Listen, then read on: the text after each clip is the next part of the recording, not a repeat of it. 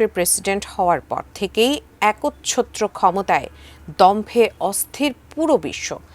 একদিকে মিনেসোটার রাজপথে মার্কিন নাগরিকের রক্ত, অন্যদিকে গ্রিনল্যান্ড থেকে ভেনেজুয়েলা। এক কথায় বলা যায়, সারা বিশ্বে সাম্রাজ্যবাদী আচরণের বিরুদ্ধে ফুঁসে উঠছে সবাই, এমনকি তার মিত্ররাও আজ সরব। এ অবস্থায় জনরোষ আর বৈশ্বিক চাপের মুখে কি পিছু হটতে বাধ্য হবেন ট্রাম্প? বিস্তারিত জানাচ্ছেন সাদিয়া সিদ্দিকা। ডোনাল্ড ট্রাম্প ক্ষমতায় বসার পর থেকেই তার নিরঙ্কুশ ও অনিয়ন্ত্রিত ক্ষমতার আকাঙ্ক্ষা মার্কিন গণতন্ত্রের ভিত নাড়িয়ে দিচ্ছিল। কিন্তু বছরের প্রথম মাসেই সেই অদম্য আকাঙ্ক্ষা অভ্যন্তরীণ জনরোষ এবং আন্তর্জাতিক ভূরাজনীতির কঠিন দেয়ালের সামনে এসে থমকে দাঁড়িয়েছে। ট্রাম্পের তথাকথিত স্বৈরাচারী শাসনের যে পরীক্ষা গত কয়েক সপ্তাহে দেখা গেছে, তা এখন হোয়াইট হাউসকে নিজেদের সুর নরম করতে বাধ্য করছে। এই সংকটের মূলে রয়েছে গত সোমবার মিনেসোটায় ফেডারেল এজেন্টের হাতে এক মার্কিন নাগরিকের হত্যাকাণ্ড। এই ঘটনা দাবানলের মতো জনরোষ ছড়িয়ে দিয়েছে।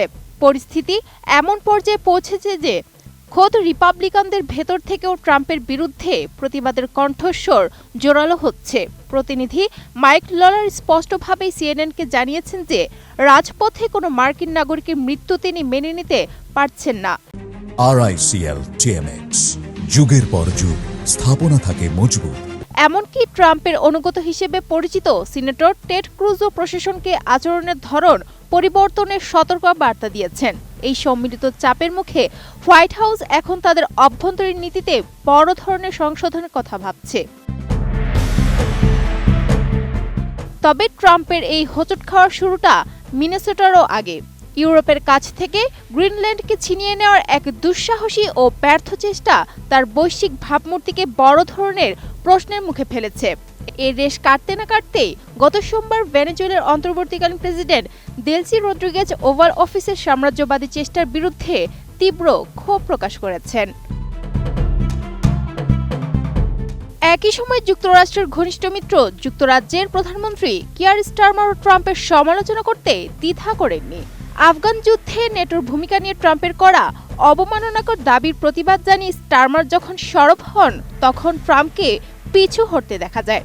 সামাজিক যোগাযোগ মাধ্যমে নিহত 457 জন ব্রিটিশ সেনার প্রতি শ্রদ্ধা জানিয়ে ট্রাম্পের দেওয়া পোস্টটি ছিল তার ভুল স্বীকারের এক বিরল ও অভূতপূর্ব দৃষ্টান্ত।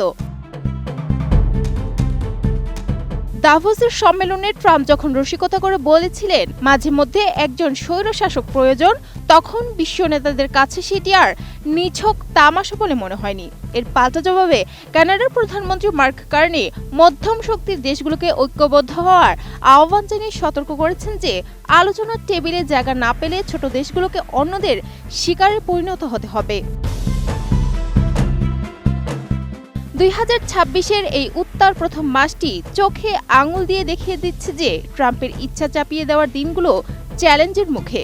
মিনেসোটায় ফেডারেল এজেন্ট মোতায়েন থেকে শুরু করে বিদেশি সামরিক আস্ফালন সবই তার ক্ষমতার প্রদর্শনী হলেও বৈশ্বিক ও অভ্যন্তরীণ শক্তিগুলোর ঐক্য ট্রাম্পের সামনে এক অজেয় দেয়াল তৈরি করেছে।